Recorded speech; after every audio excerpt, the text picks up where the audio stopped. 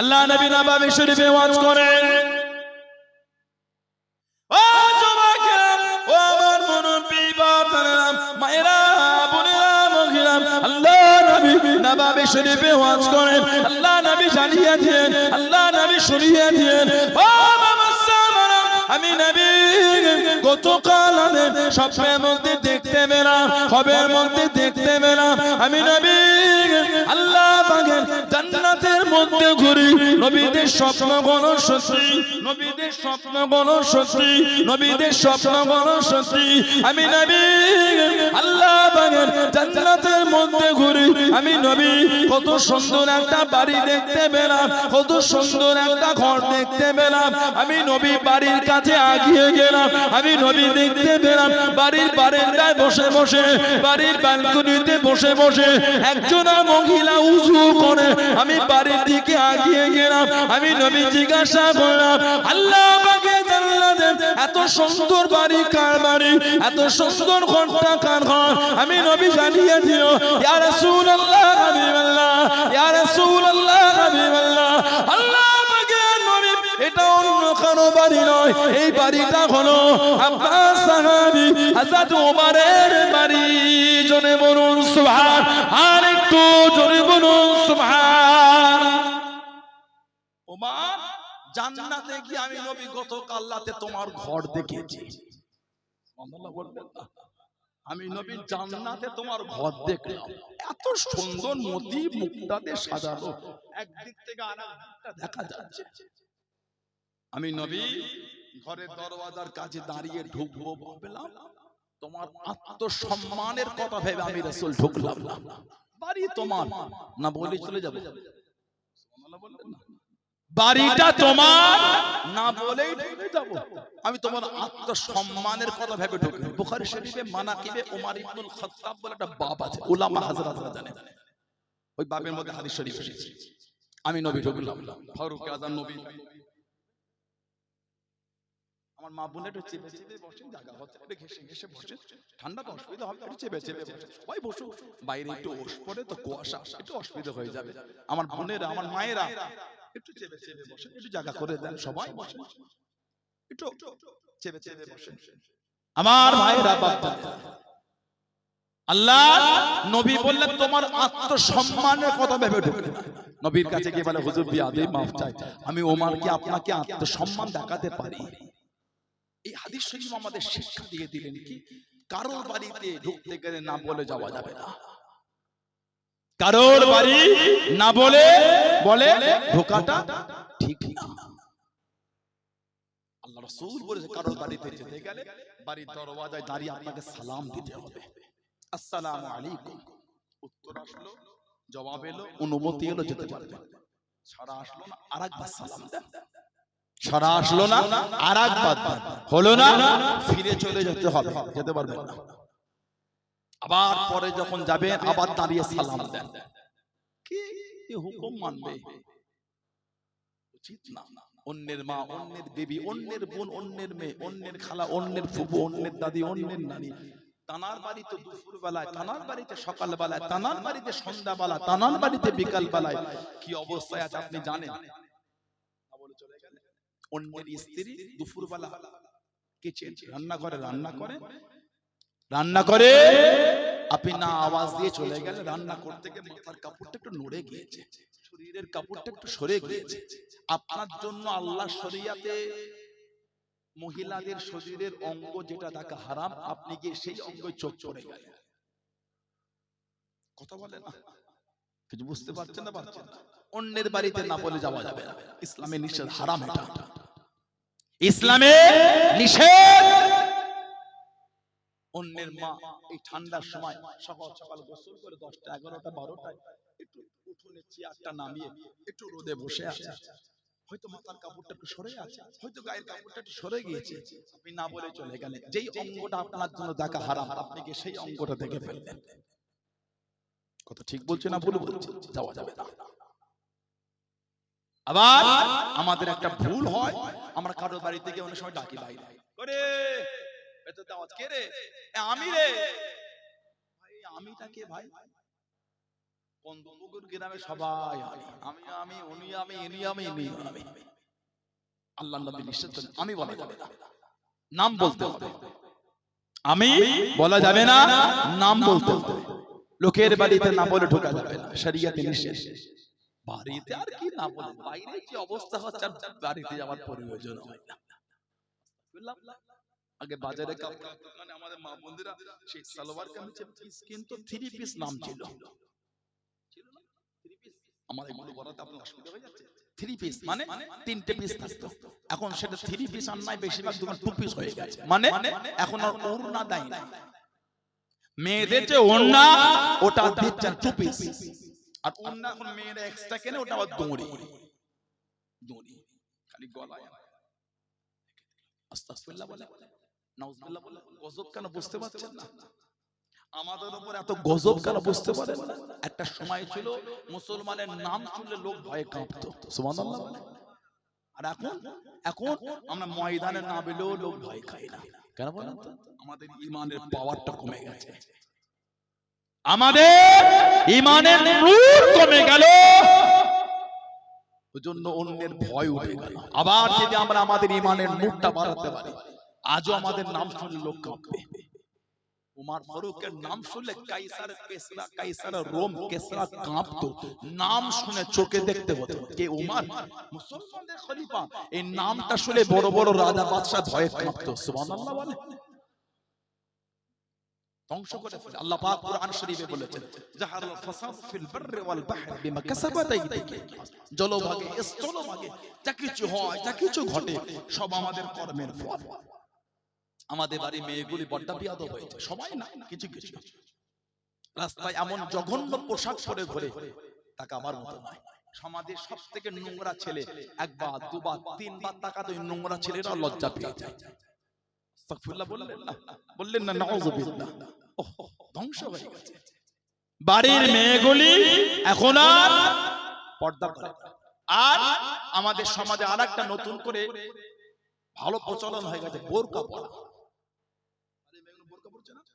ওর মধ্যে বেশিরভাগ বোরকা পরাটা হলো হারাম, ওর মধ্যে বেশিরভাগ বোরকা পরাটা হচ্ছে হারাম। কেন? বোরকা পরা হয় শরীয়তের বিধান, বোরকা পরা না, শরীয়তের বিধান হলো পর্দা করা।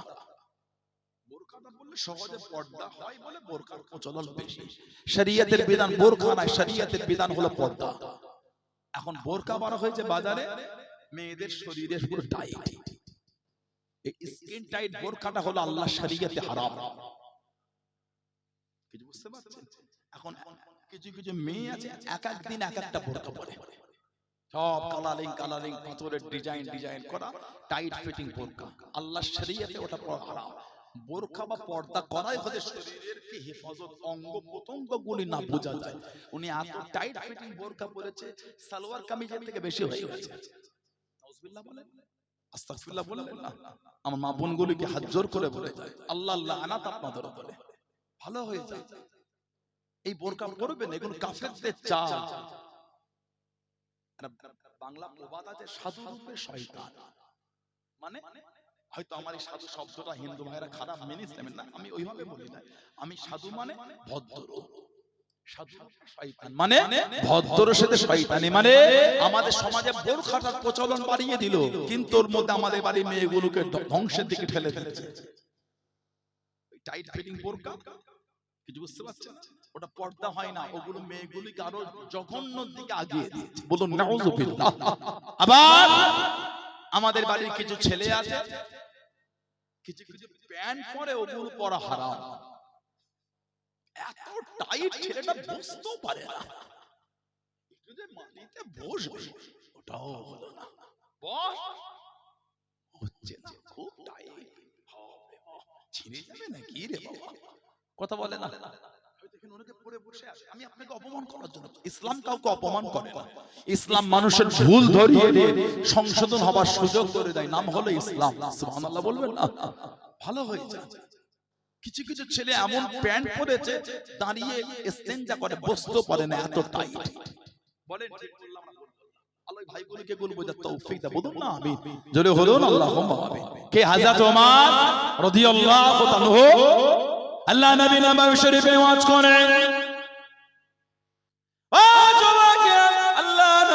সাহাবাদের বয়ান করেন আল্লাহ নবী জানিয়ে দিয়ে বুখারী শরীফে মনে মানাকিবে উমর ইবনুল খাত্তাব রাদিয়াল্লাহু তাআলা আনহু এই বাবের মধ্যে পাওয়া যায় আল্লাহ নবী সাহাবাদের ওয়াজ করেন আল্লাহ নবী জানিয়ে দিয়ে ও বাবা সাহাবারা আমি নবী গতকাল আমি স্বপ্নের মধ্যে দেখতে পেলাম হবের মধ্যে দেখতে পেলাম আমি নবী একটা পাত্রতে দুধ দিয়া কোনো আমি নবী দুধটা পান করি দুধের মধ্যে এত ফেনা দুধের মধ্যে এত ফেনা আমি নবী আমার মুখে দুই দিক থেকে বার হয়ে যায় আমি নবী ওই পাত্রটা হযরত ওমরকে দিয়ে দিলাম সাহাবারা জিজ্ঞাসা করলেন ইয়া রাসূলুল্লাহ হাবিবাল্লাহ ইয়া রাসূলুল্লাহ হাবিবাল্লাহ আল্লাহ পাকের নবী হযরত ওমরকে কি দিলেন আল্লাহ নবী জানিয়ে দিলেন ও বাবা সাহাবারা আমি নবী আমার ওমরকে এলেম দিয়ে দিলাম জোরে বলুন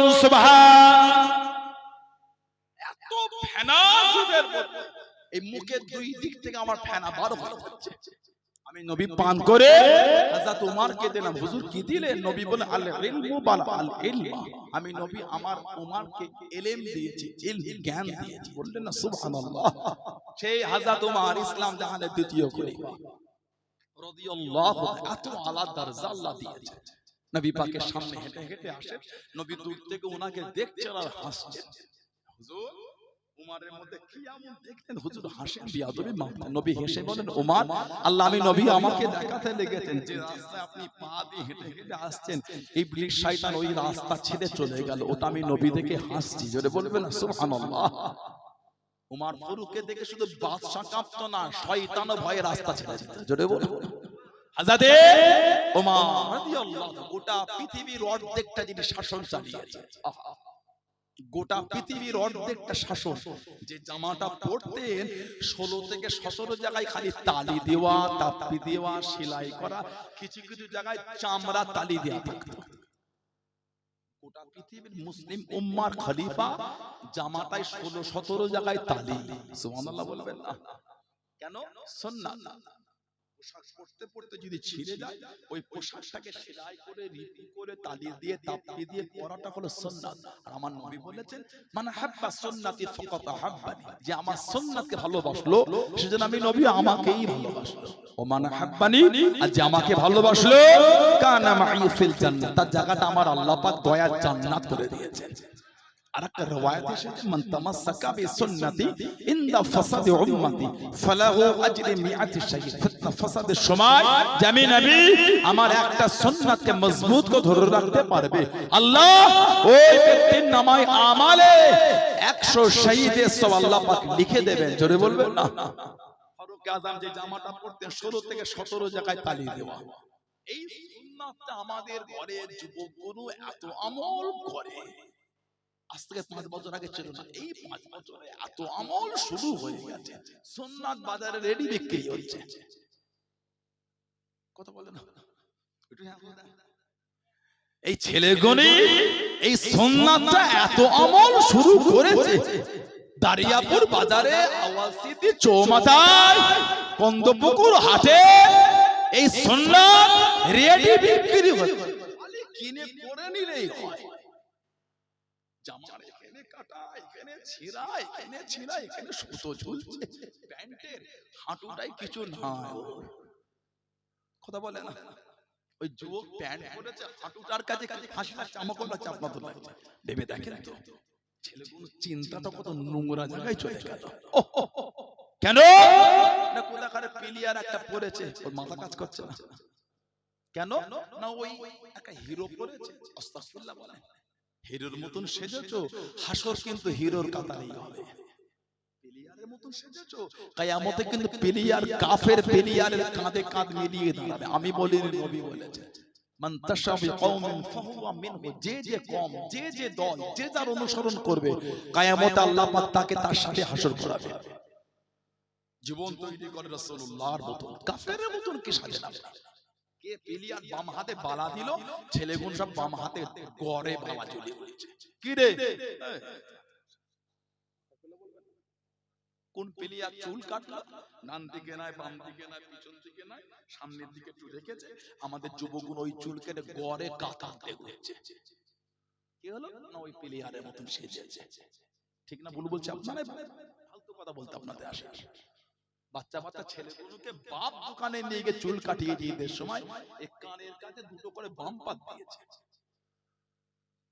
মানে এখানে দুটো করে সাদা সাদা দুটো দাগ দিয়ে খুঁড়তি টুকটুক করে কেটে কেটে ফালতু মিলানি। সত্য বলছি, এই 5 বছরের ছেলেটা যদি বাপ নিয়ে গিয়ে চুল কাটায়, ছেলেটা বড় হলে কি তৈরি হবে বলেন তো? বাড়ির গার্জেনরা জ্বলছে, স্বামী স্ত্রী জ্বলছে, কি বাচ্চাগুলোকে মেরে মেরে হয় না কেন? ফোন ছাড়া ঘুমাবে না, ফোন ছাড়া পড়বে না, ফোন ছাড়া খাবে না, ফোন ছাড়া কথা বলবে না, সব সময় বাচ্চাদের ফোন। ঠিক না বল? আচ্ছা বলেন তো, বাচ্চাগুলো কি মায়ের পেট থেকে এগুলো শিখে এলো নাকি? মায়ের পেটে ফোন শিকার কোচিং হয়েছিল নাকি? তাহলে জানলো কোথা থেকে? বাবা কাছ থেকে, দোকান থেকে, বাজার থেকে এলেন 8টার সময়, খেয়ে দে বিছানার একদিকে আর স্ত্রী খেয়ে একদিকে, বাচ্চাটা মধ্যে, স্ত্রীর হাতে একটা ফোন, স্বামীর হাতে একটা ফোন, দুজনে মতন ফোন কাটছে। বাচ্চারা বাপকে দেখে মাকে, বাপকে দেখে মাকে দেখে। একদিন, দুদিন, 5 দিন দেখার পরে টুকটুক করে ও বাপের কাছে উঠে ও ফোন দেখছে। 5 দিনের মাথায় ও একদিন ফোন দাও। কে শিখালো বলেন তো? বলে আমাদের বাড়িতে বাচ্চাগুলো ফোন ঘাটে না, ওরা মায়ের পেট থেকে শিখে আসে না, বাপ মা ওদের শিখিয়েছে। ওদের জীবনটা ধ্বংস বাপ মা করেছে। যতক্ষণ বাচ্চাদের সামনে চেষ্টা করবে ফোনটা কম ঘাটার। যত বেশি বাচ্চাদের সামনে আমরা ফোন ঘাটবো, আমাদের বাড়ির বাচ্চাগুলো তত ফোনের প্রতি আকৃষ্ট হবে। আল্লাহ পাক আমাদের বাড়ির পরিবেশগুলোকে আল্লাহ সুন্দর করে দেন। বলুন আল্লাহুম্মা আমিন। জোরে বলে আল্লাহুম্মা। ওই জামা কাপড় পরে ঘোরেন না, গুনাহ হবে। দোকান থেকে ছিঁড়া ছিঁড়া জামা পরে ঘুরছেন, আল্লাহ গুনাহ দেবে বলে। পড়তে পড়তে ছিঁড়ে গেল, সেলাই করে পরে সুন্নাত হয়ে সওয়াব পেয়ে যাবে। জোরে বলুন। হযরতে ওমর রাদিয়াল্লাহু তাআলা মদিনা শরীফের বাইরে ওনার জামানায় লাভা বার হলো। লাভা আমার জিওগ্রাফি ভূগোলে পড়েছে, অগ্নিগিরি, সমভূমি, মালভূমি। আমার ল্যাবে গিয়ে লাইট টেস্ট করেছি। মালভূমি এঁকেছি না আমরা, তলায় লাইট দিয়ে উপরে স্কেচ করেছি আমরা। মালভূমি, সমভূমি আমরা এগুলো এঁকেছি। জিওগ্রাফিতে আছে লাভা, জমিন ফেটে আগুন বার হয়। মদিনা শরীফের বাইরে লাভা বার হয়ে গেল। লাভা, হযরত ওমর রাদিয়াল্লাহু তাআলা হুজুরের কাছে খবর চলে এলো। হুজুর এই ছিঁড়া জামাটা ব্যবহার করা। হুজুর দিয়ে বললেন যাও এই লাভার কাছে গিয়ে ধরবে। হুজুরের জামা ধরেছে, আল্লাহ পাকের হুকুম, ওটা মদিনা শরীফের দিকে আসছে না, ওটা এবার উল্টো দিকে চলে যাচ্ছে। জোরে বললেন না সুবহানাল্লাহ। ভূমিকম্প হলে জমিনে হযরত ওমর ফারুক মারতেন, মেরে বলতেন এই জমিন, আমি ওমর কি তোমার উপর ইনসাফ করি না? আল্লাহ পাকের হুকুমে তুমি থামো। বলার সঙ্গে সঙ্গে ভূমিকম্প বন্ধ হয়ে যেত। জোরে বলো, আর একটু জোরে বলা গেল না? কে? হযরত ওমর রাদিয়াল্লাহু তাআলা হুজুরের জামানায় মিশর ফাতে হয়ে গেল। মিশর হযরতে আমর ইবনুল আস রাদিয়াল্লাহু তাআলা মিশর ফাতে হয়ে গেল। বাইতুল মুকাদ্দাস আজাদ ফাতে হয়ে গেল। হুজুরকে চিঠি লিখে, হুজুর জাহেলিয়াতের যুগে এদের বিশ্বাস, নীল নদের পানি বন্ধ হলে একটা মেয়েকে নীল নদে নামিয়ে তাকে কতল করে এই রক্তটা নীল নদে ছড়ালে নীল নদের পানি প্রবাহিত হতো। এখন তো ইসলামের হুকুম, কি করব হুজুর? ফারুক আজম চিঠি লিখছেন, বিসমিল্লাহির রহমানির রহিম, নীল নদের প্রতি আমি ওমরের তরফ থেকে চিঠি, তুমি যদি আল্লাহর হুকুমে প্রবাহিত হও তোমার পানি আমাদের দরকার, তুমি যদি নিজের ইচ্ছায় হও তোমার পানি আমাদের কোনো দরকার না। ওই চিঠিটা লিখে নীল নদে পাঠিয়ে দিলেন। হুজুরের খাদেমকে নীল নদে দিয়ে আল্লাহ পাকের হুকুম, ওই যে পানি প্রবাহিত হয়েছে আজও পানি চলছে। জোরে বলো, জোরে বলা গেল না সুবহানাল্লাহ। কে? হযরত ওমর। জানার মনের আশাকে আল্লাহ পাক কবুল করে কুরআন শরীফের 6 থেকে 20 থেকে 26টা আয়াত ওনার আশাকে কবুল করে আল্লাহ নাযিল করেছেন। জোরে বলবেন না? আর জোরে বলা গেল না? আল্লাহ নবী কাবা শরীফ তওয়াফ করেন। ও যুবক, আল্লাহ নবী রুকনে ইয়ামানি টপ করেন হযরত ওমর রাদিয়াল্লাহু তাআলা রুকনে ইয়ামানি টপ করেন আল্লাহ নবী হাজরা সুআদের কোন টপ করেন কাছে যাওয়া লাগবে না কাছে যেতে হবে না যত দূর থেকে দেখতে পাবেন হাতটাকে বাড়িয়ে দেন আগুনের ইশারা করে বিসমিল্লাহ আল্লাহু আকবার ওয়ালিল্লাহিল হামদ বিসমিল্লাহ আল্লাহু আকবার ওয়ালিল্লাহিল হামদ ইশারা করে চুমা খাবেন চুমা দিয়া হয়ে যাবে ও চুমাকে আল্লাহ নবী হাজরা সুআদের কোন টপ করেন হযরত ওমর ফারুক টপ করেন আল্লাহ নবী মাকামে মুলতাজিম টপ করেন হযরত ওমর টপ করেন আল্লাহ নবী মাকামে ইব্রাহিম টপ করেন হযরত ওমর দাঁড়িয়ে গেলেন আল্লাহ নবী ডাক দিয়ে ও বাবা ওমর রাদিয়াল্লাহু তাআলা আনহু আমি নবী আমার সাথে সাথে আসেন আমি নবী আমার পিছনে পিছনে আসেন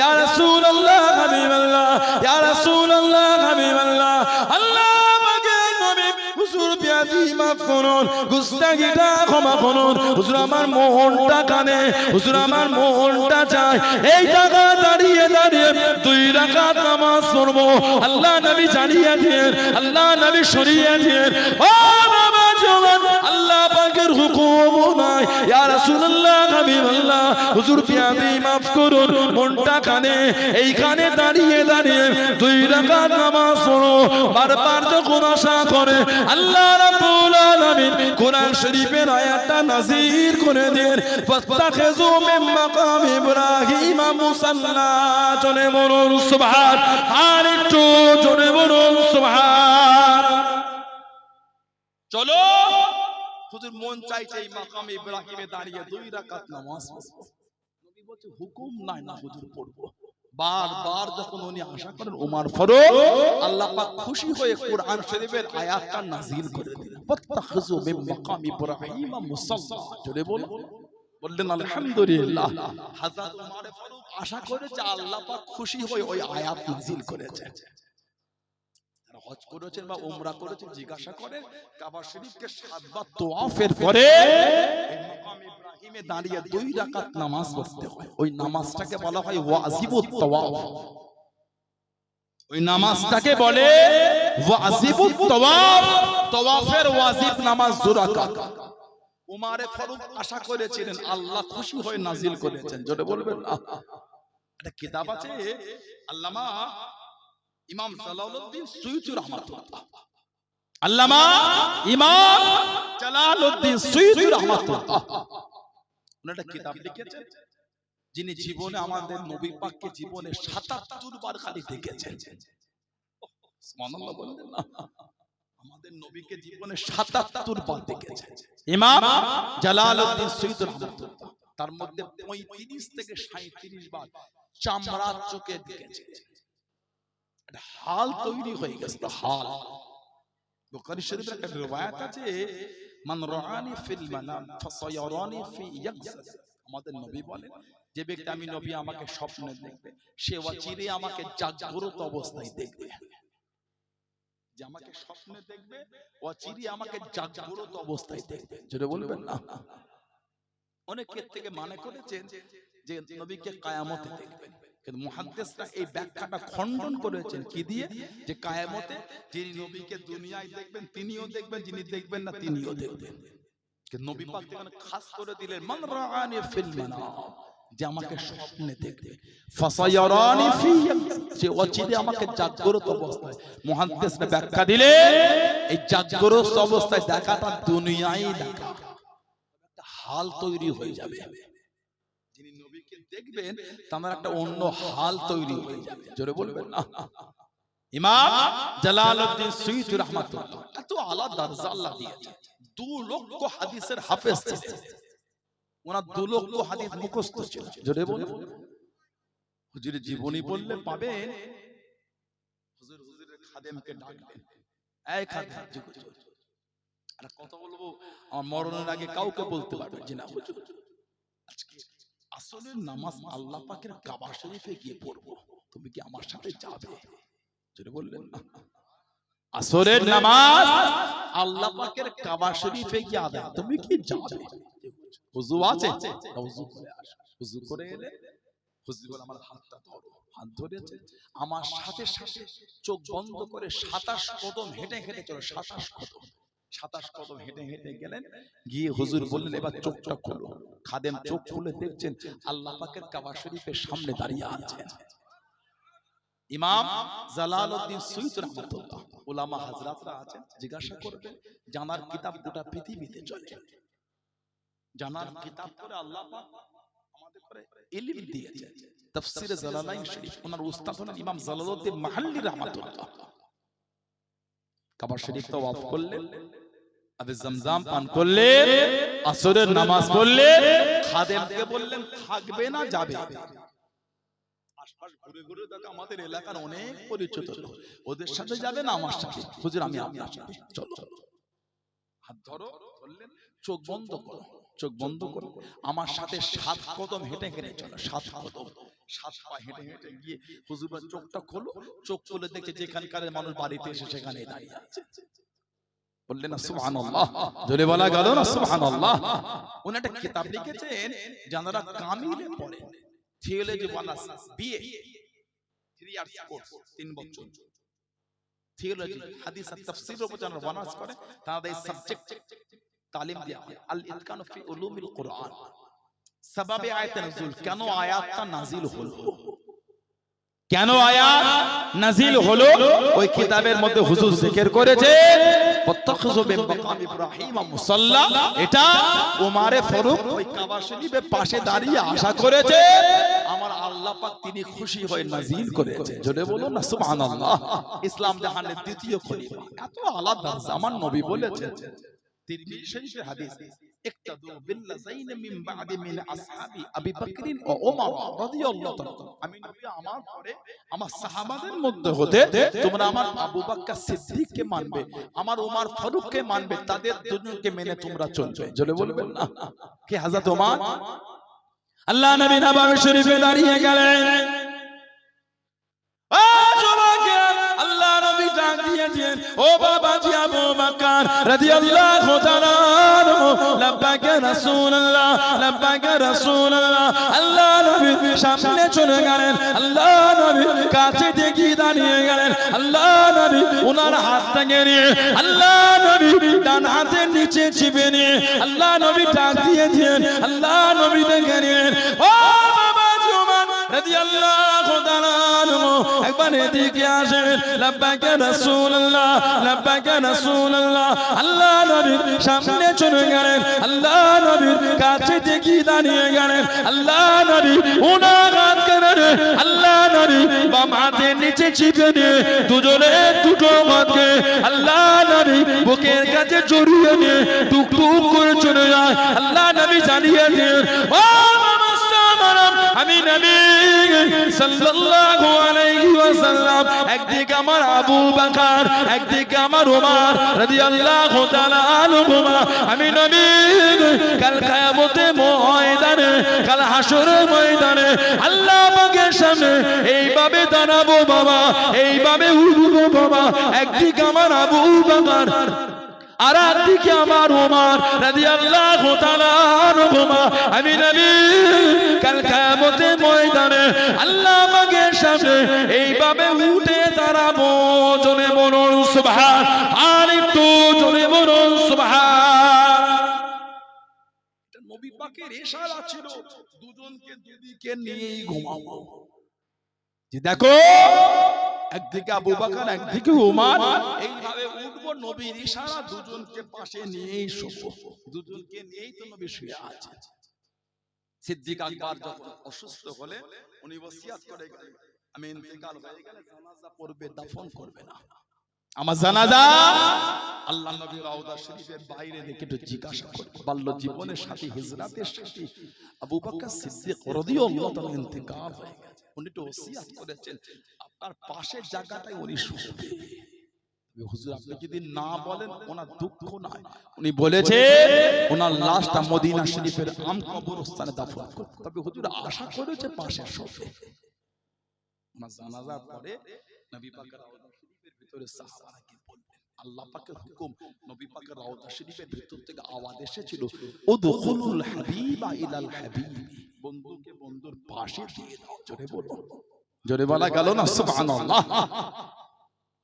হযরত ওমর ফারুক রাদিয়াল্লাহু আনহু ইসলাম জাহানের দ্বিতীয় খলিফা, কম বেশি 10 বছর খেলাফত চালিয়েছেন। 10টা বছর জীবনী পড়লে পাবেন সাহাবাদের কি জীবন। এমনি সাহাবাদের সম্মান আল্লাহ তাআলা করেন, তাদের ঈমানের প্রশংসা আল্লাহ পাক কোরআন শরীফে করেছেন। আমিনু কামা আমানান নাস, আমিনু তোমরা ঈমান আনো, কেমন ঈমান আল্লাহ, কামা যেমন আমানান নাস, এই নাসের তাফসীর হচ্ছেন সাহাবা। যেমন ঈমান আমার হাবিবের সাহাবারা এনেছেন, ওই ঈমান তোমরা আনো। সাহাবাদের ঈমানের প্রশংসাও আমার আল্লাহ পাক কোরআন শরীফে করে দিয়েছেন। বলবেন না সুবহানাল্লাহ। হযরত ওমর রাদিয়াল্লাহু তাআলা ঈদের সকালে ঈদগাহে যাবেন, খলিফা নামাজ পড়াবে। হুজুরের জুতোটা ছিঁড়ে গেছে, বিবিকে বলেছে, বার হয়ে দেখছেন জুতো নাই।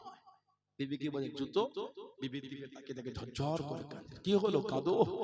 বিবিকে দেখে বলে, হুজুর জুতোটা এতবার ছিঁড়ে গিয়েছে, এতবার সেলাই করা হয়েছে, আর সেলাই করার মতন জায়গা নাই হুজুর। আপনার পায়ের জুতো আর সেলাইয়ের জায়গা নাই। কিতাব এসেছে ফারুক আযম রাদিয়াল্লাহু আনহু খালি পায়ে হেঁটে হেঁটে ঈদগাহে চলে গেলেন। জোরে বলবেন না কে?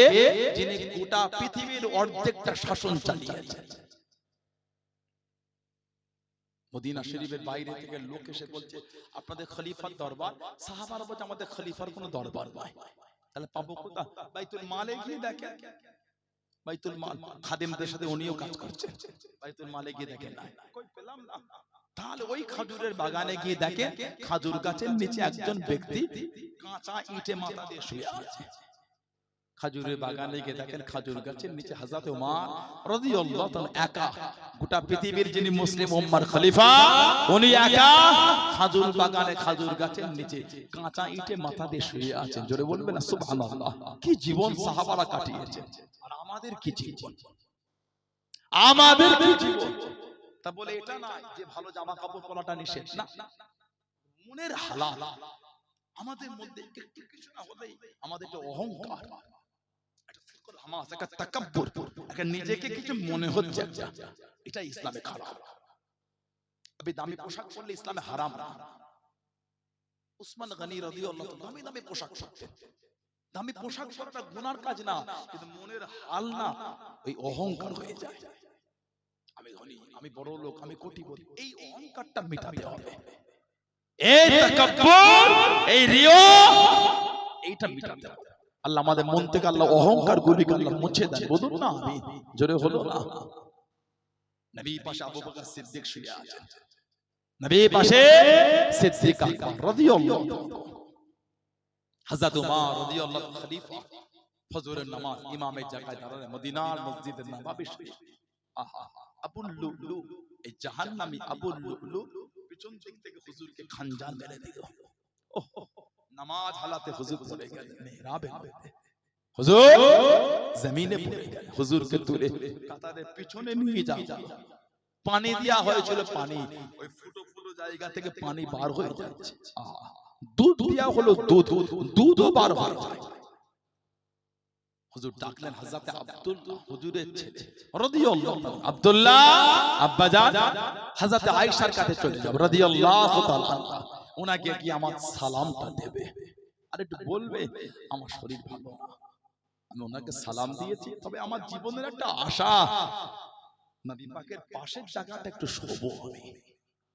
হযরত আয়েশাকে বলবে নবীর পাশের জায়গাটায় শোবো। উনি যদি না বলে আমার কোনো দুঃখ নয়, তবে বলবে এটা আমি জীবনে তো আশা করেছি। হযরত আব্দুল্লাহ চলে গেলেন। ও যুবকেরা, আম্মা জান হযরত আয়েশা সিদ্দিকা রাদিয়াল্লাহু তাআলা আনহার কাছে চলে গেলেন, হুজুরের বাড়িতে চলে গেলেন, সালাম খানা দিয়ে দিয়ে আম্মা জান আব্বাজান সালাম পাঠিয়েছে, আব্বাজানের মনের আশা, আব্বাজানের মনের চাওয়া আল্লাহ নবীর পাশে জাগাতে শোবেন, আল্লাহ নবীর কাছে জাগাতে শোবেন। আপনি যদি না বলে দেন, আপনি যদি মানা করে দেন, আব্বাজানের কোনো দুঃখ নয়, আব্বাজানের কোনো কষ্ট নয়। আম্মাজান আল্লাহ নবীর পাশে জাগাতে শোবেন বলে আব্বাজান আশা করেছেন, আব্বাজান একটু শোক করেছেন।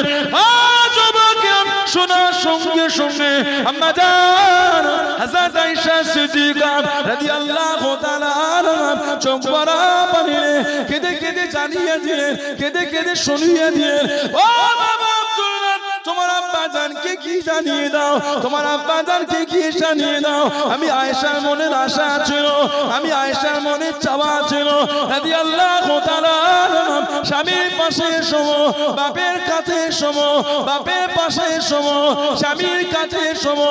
ও বাবা আব্দুল্লাহ, তোমার আব্বাজান যখন এত আশা করে বলে দিয়ে, এত শোক করে বলে দিয়ে, আমি আয়েশার শোবো না, আমি আয়েশার শোবো না রাদিয়াল্লাহু তাআলা আনহা, আমি আয়েশা আল্লাহ নবী পাশে জাগাতে শোয়ার থেকে তোমার আব্বাজানের ঘুমানোটা প্রাধান্যখানা বেশি দিলাম, আমি আয়েশা জাগা খারাপ তোমার আব্বাজানকে দিয়ে দিলাম। জোরে বলুন সুবহান, আর একটু জোরে বলুন সুবহান। জীবনের আশা ছিল স্বামীর পাশে শোবো, স্বামী আমার নবী, বাপের কাছে শোবো, বাপ আবু বকর সিদ্দিক রাদিয়াল্লাহু তাআলা। তবে তোমার আব্বা যখন এত ভালোবাসা নিয়ে আমার কাছে চেয়ে পাঠিয়েছে, আর আমি ওই জায়গাটায় শোবো, আমি ঘুমাবার থেকে তোমার আব্বার ঘুমানোটা প্রাধান্যটা একটু বেশি দিয়ে দিলাম। যাও তোমার আব্বাকে বলে দাও, ওই জায়গাটা আমি তোমার আব্বাকেই দিয়ে দিলাম। চলে বলবেন না, মুহাদ্দিসরা এখানে লিখেছেন এটা মা আয়েশা রাদিয়াল্লাহু তাআলা ইহসান করেছে, দয়া। এটা মা দয়া। আমরা তো মানুষের ইহসান ভুলে যাই, মানুষের দয়া ভুলে যাই। লোকের দুবেদ্দা জায়গা নিয়ে দিলেন, মাপে ভুল হওয়াতে বাড়ি তুলে ফেললেন, মেপে দেখছেন দুবেদ্দা বেশি নিয়েছে। কি হলো ভাই, এটা ঠিক হলো কি? ভাই ভুল করেছে, ঘর করে ফেলেছে, কি হবে? পাশের আচ্ছা আচ্ছা করে ফেলেছি,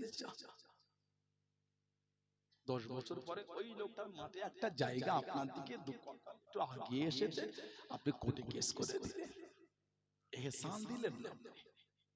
কথা ঠিক বলছে না ভুল বলছে? আমার মানুষের ইহসান দিলাম। রাত 1টার সময় কোন ক্রমে আপনি আওয়াসিদি চৌমাথায় এসেছেন, গাড়ি পাচ্ছেন না, গ্রামে একটা ভাই বাইক নিয়ে আসে, ভাই গাড়ি নাই, আচ্ছা এই যে আপনাকে নিয়ে আসলো, কি করলো? এটা ইহসান। আপনার প্রতি দয়া থাকা, তার প্রতি আপনার নরম হওয়াটা উচিত। কথা বলছেন না কেন? এটা আমরা দিই। কিতাবে এসেছে মা যে জাকাতটা দিলেন, এটা মা ইহসান করেছে। এর পিছনে একটা কারণ ছিল। মুনাফিকদের একটা সরদার ছিল আব্দুল্লাহ ইবনে উবাই ইবনে সুলুল। আব্দুল্লাহ ইবনে উবাই ইবনে সুলুল মায়ের নামে একবার জিনা তোহমত দিয়ে দিয়েছিল। সাইয়্যিদা তাহিরা তাইয়্যিবা হযরতে আয়েশা রাদিয়াল্লাহু তাআলা ওনার নামে জিনার অপবাদ দিয়েছিল। আস্তাগফিরুল্লাহ বলে গোটা মদিনা শরীফে গুম হয়ে গেছে। আমার নবী কোনো কথা বলছেন না, আল্লাহর হুকুম না হলে নবী তো কিছু বলেন না। ওমা ইনতুকু আনিল হাওয়া ইন হুয়া ইল্লা ওয়াহয়ুন ইউহা। আল্লাহ পাক বলে আমার হাবিব ততক্ষণ পর্যন্ত কিছু বলে না যতক্ষণ পর্যন্ত আমি আল্লাহ আমার হাবিবের উপর ওহী না করি। চলে বলো, আমি আল্লাহ যেটা ওহী করি ওটাই আমার হাবিব বলে। সুবহানাল্লাহ বললেন না? নবী পুরো গুম হয়ে যায়। গোটা মদিনা শরীফে মুনাফিকরা খালি হাসছে। আব্দুল্লাহ ইবনে উবাই ইবনে সুলুল এই মুনাফিকই করেছে। এখন মদিনা শরীফ একটা খবর লটিয়ে দিল মুনাফিকরা, আমার নবী নাকি মা আয়েশাকে ছেড়ে দেবে। নবী মা আয়েশা রাদিয়াল্লাহু তাআলাকে ছেড়ে দেবে। এই খবরটা যখন উমারে ফারুকের কানে এসেছে, হুজুর ছুটলেন নবীর দরবার। নবীর সামনে দাঁড়িয়ে, ইয়া রাসূলুল্লাহ, হুজুর কি শুনছি আমি? হুজুর হযরত আয়েশাকে আপনি ছাড়বেন না ইয়া রাসূলুল্লাহ, হুজুর হযরত আয়েশাকে আপনি ছাড়বেন না ইয়া রাসূলুল্লাহ সাল্লাল্লাহু আলাইহি ওয়াসাল্লাম। হুজুর ওই বাড়িটার কান্নাটা বন্ধ হবে না। এই যে নবীর কাছে মায়ের জন্য উনি একটু সুপারিশ করেছিলেন, এই উনার ইহসানটা মা নবী পাকের পাশে জায়গাটা উনাকে দিয়ে ওই ইহসানটা মাও ইহসান দেখিয়ে দিলেন। জোরে বলো, আর একটু জোরে বলা গেল না? নবীর পাশে জায়গা হযরত ওমর ফারুকের কবর খোঁড়া হচ্ছে, মা বাইনা বাইতি ওয়া মিম্বারি রাউদাতুম মির রিয়াদিল জান্নাহ। আমাদের নবী বলেছেন, আমি নবী আমার ঘর আমার মেম্বার, এই জায়গাটা হলো আল্লাহ পাকের জান্নাতের বাগান সমূহের মধ্যে একটা বাগান। আলহামদুলিল্লাহ বলবেন না? কিয়ামত যখন হবে ওই জায়গাটা আল্লাহ পাক উঠিয়ে নেবে। কেন? জান্নাত ধ্বংস হবে না, জান্নাত ধ্বংস হবে না।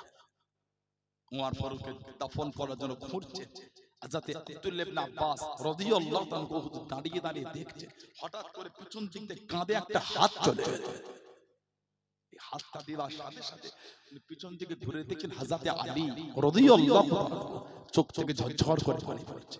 সেটা কথা হুজুর কাঁদছেন আর বলছেন, এই ইবনে আব্বাস, আমি জানতাম নবীর এই পাশে জায়গাটায় যিনি শোবেন উনি হলেন হযরত ওমর, এটা আমি আলী আগে থেকেই জানতাম। জোরে বলো, জোরে বলা গেল না? কেন?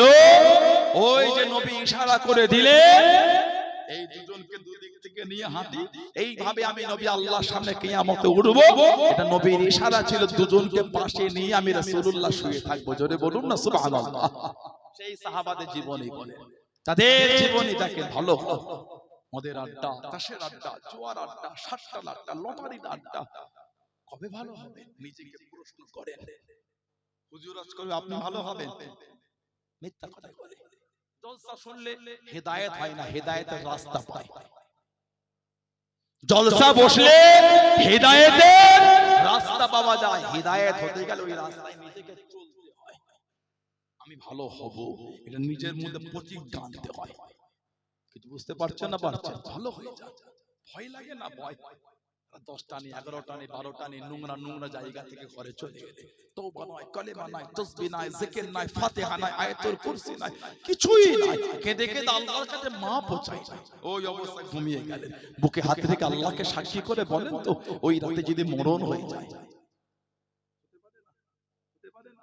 জীবনের শেষ কাজটা হয়েছে মদ, জীবনের শেষ কাজটা হলো জুয়া, জীবনের শেষ কাজটা হলো লটারি, জীবনের শেষ কাজটা হলো সুদ, জীবনের শেষ কাজটা হলো হারাম। মনে হয় আপনাদের কবরটা জান্নাতের টুকরা, মনে হয় আপনাদের ভালো হয়ে যায়। কে যে কত সেকেন্ডের হায়াত নিয়ে আছে কেউ জানে না, আল্লাহ জানেন। মিনিট, ঘন্টা, সপ্তাহ, দিন, মাস, বছর অনেক পরের কথা। সেকেন্ড ভাবেন, সেকেন্ড, কত সেকেন্ডের হায়াত আমাদের। আল্লাহ আমার ভাইগুলিকে গুলো বোঝার তৌফিক দেন। আল্লাহ আমাদের বাড়ির বোনগুলিকে, মাগুলিকে আল্লাহ গুলো বোঝার তৌফিক দেন। বলেন না আমিন? আল্লাহ আমাদের সকলকে ভালো করে দেন। বলেন আমিন? জোরে বলেন আমিন। সারা জীবন তো লোকের কবরে আমি আপনি কাফন জড়িয়ে লাশ রাখলাম। একদিন লোক আমাদের কবরে আমাদের কাফন জড়িয়ে লাশ, কাফন জড়িয়ে কবরে রাখবে। বলেন ঠিক বলছে না? বলবো সারা জীবন লোকের কবরে আমরা মাটি দিয়েছি, একদিন লোক আমাদের কবরে মাটি দেবে। আহা, দেন না আপনারা? কমোটো করে দেন। বলেন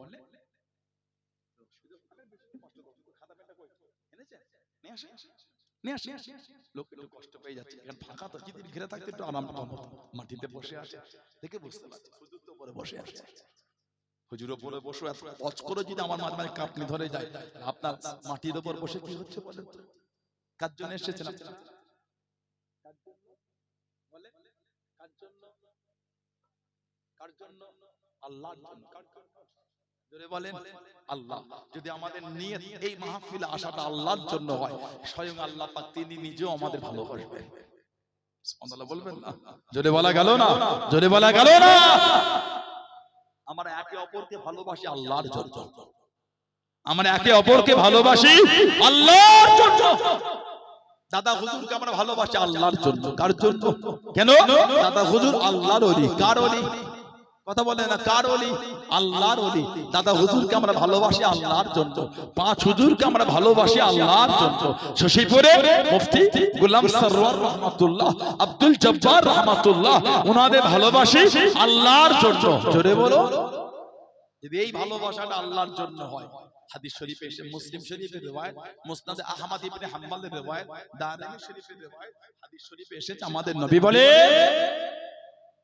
হযরতে আবু হুরায়রা রাদিয়াল্লাহু তাআলা থেকে হাদিসটা এসেছে, আমাদের নবী বলেন, সরকারে দু আলম হুজুর পুর নূর সাল্লাল্লাহু আলাইহি ওয়াসাল্লাম বলেন, আন আবি হুরায়রা রাদিয়াল্লাহু তাআলা, আবু হুরায়রা থেকে হাদিসটা এসেছে, ক্বালা, তিনি বলেন, ক্বালা রাসূলুল্লাহ সাল্লাল্লাহু আলাইহি ওয়াসাল্লাম, ইন্নাল্লাহ তাআলা ইয়াকুলু ইয়াউমুল কিয়ামাহ, ইন্নাল্লাহ, নিশ্চয় আল্লাহ তাআলা ইয়াকুলু ইয়াউমুল কিয়ামাহ, আল্লাহ নিশ্চয় কিয়ামতের ময়দানে আমার আল্লাহ বলবেন, কি বলবেন? আইনা মুতাহাব্বুনা বিজালালি, সুবহানাল্লাহ। আইনা মানে কোথায়, আমার বাংলা বলি না, কোথায় আছিস রে, কথা বল, ইংরেজিতে কি বলে? হোয়ার আর ইউ নাও, হোয়ার মানে কোথায়, হোয়ার আর ইউ নাও, তুমি এখন কোথায় আছো, কথা বলে না আরবিতে। আইনা, আল্লাহ পাক কিয়ামতে বলবেন, আইনা মুতাহাব্বুনা বিজালালি, আমার খাতিরে, আমার খাতিরে, আমার খাতিরে একে অপরকে ভালোবাসার ব্যক্তিরা কোথায়, জোরে বলো। আল্লাহ কিয়ামতে এক জায়গায় জড়ো করে নবী বলেন, আল ইয়াউমা উযিল্লুহুম ফি যিল্লি ইয়াউমা লা যিল্লা ইল্লা যিল্লি, আল্লাহ কিয়ামতে বলবে, আজ কিয়ামতের ময়দান কোন ছায়া, কোন ছেমো, কোন আসেনা নাই আমার আরশের ছায়া ছাড়া। আল্লাহ তার ভালোবাসার জন্য এই একে অপরকে ভালোবাসার ব্যক্তিদের করে আল্লাহ এক জায়গায় জড়ো করে আল্লাহ পাক আরশে আযিমের ছায়ার নিচে জায়গা করে দেবে। আল্লাহ আমাদের করে কবুল করে, বলেন না আমিন, জোরে বলুন আল্লাহুম্মা আমিন। কবরে মাটি দেন কমুটো, কি বলে দেন? মিনহা খলাকনাকুম ওয়া ফিহা নুঈদুকুম ওয়া মিনহা নুখরিজুকুম তারাতান উখরা, এটা কোরআন শরীফ সূরা তাহা 55 নম্বর আয়াত। ইদানিং কিছু কিছু ভাই কোথা থেকে সব ফেসবুকের ভিডিও দেখে, ফেসবুকের